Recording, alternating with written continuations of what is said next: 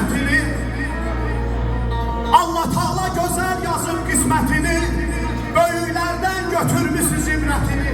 Saxlasanız ata-ana hörmətini, dünya qədər, dünya boyla ucalasız, dünya qədər, dünya boyla ucalasız.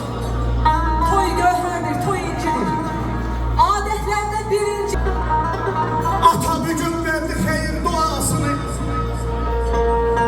ata bugün evləndirir əziz gözəl balasını, ana bugün evləndirir gözün ağı qarasını.